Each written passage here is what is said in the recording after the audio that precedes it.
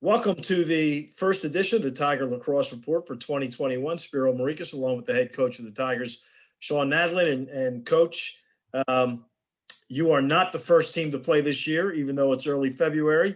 Denver and Utah beat you to the punch. Disappointed you weren't the first to play in January. I know. I guess you're used to me disappointing you. I apologize, but we wanted to.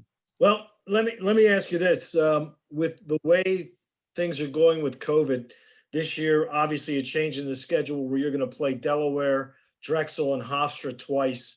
How difficult was it putting together a schedule for this season?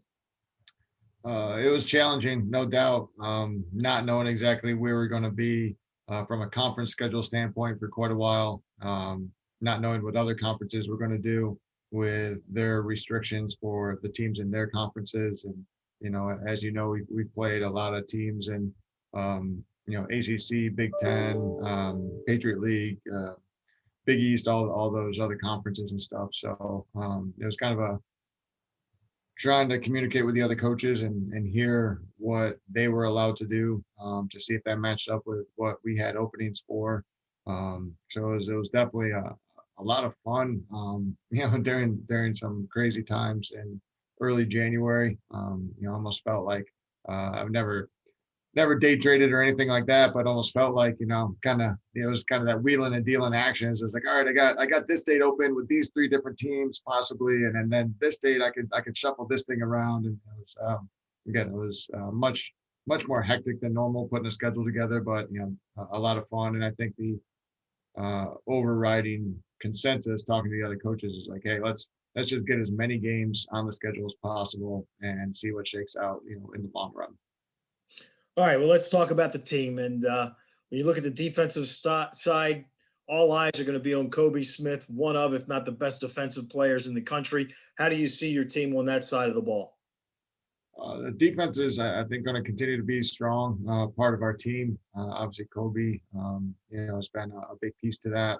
Having Shane Brennan back in the cage and healthy is going to be another big piece to that for us.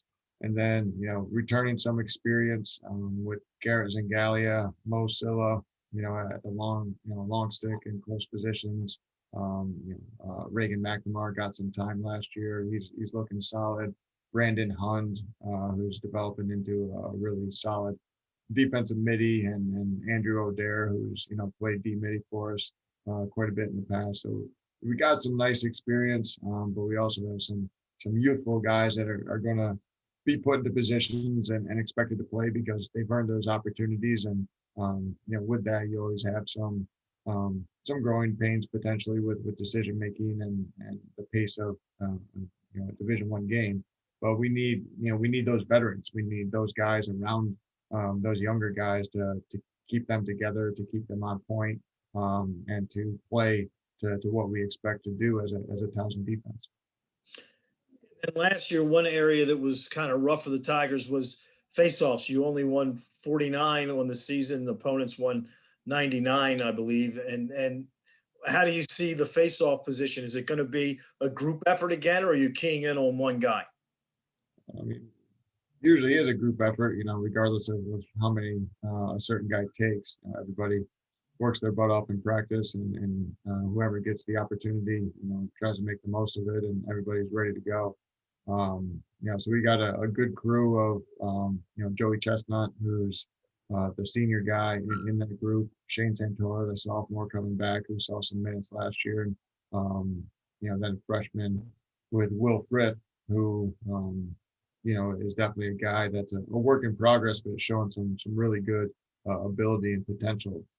So any three of those guys, are adjusting to the new rules, and we're trying to figure out who really gives us what in regards to their style and kind of the best part of what they can do for the new standing neutral grip piece of the face-off.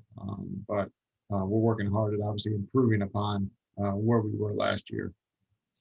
It seems like there's new rules on face-offs every year. Why do they keep tinkering year after year after year? Yeah, there's a lot of different reasons. It's just the face-off is just such a unique piece to the game.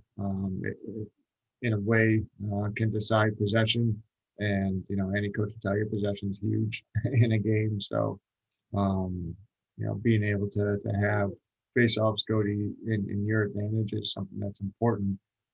So it's such a hard piece of the game for the officials to officiate, correctly, because you got two guys, they're in a tight space.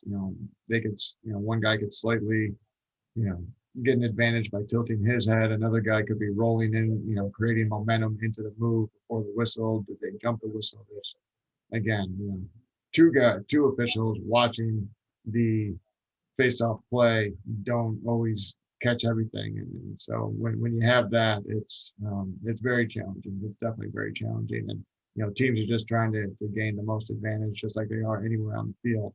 So it's definitely don't envy the officials. It's a piece to the game that's exciting, but it's very difficult to regulate correctly overall. All right, let's get the offensive side of the ball. Brody McLean back. What are we going to see on the offense?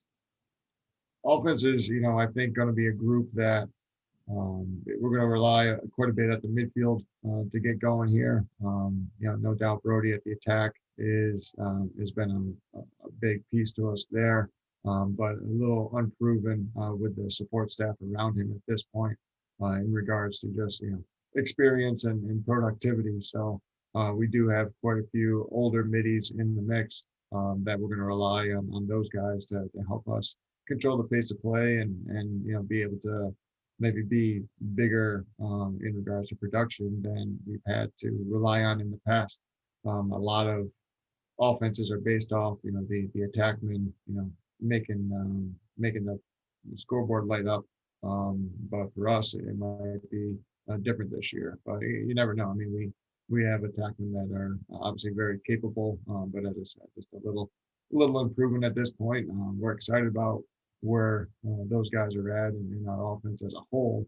I think they're starting to find some good chemistry and understanding each other's roles and how each other operates within the different offenses.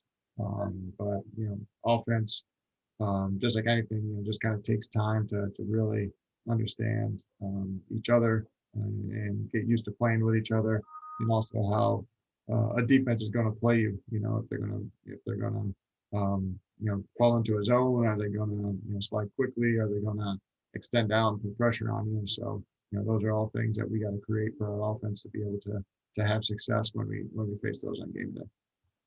All right, well, Coach, we appreciate the time, and we'll talk to you next week after the game Saturday in Charlottesville, and the best of luck.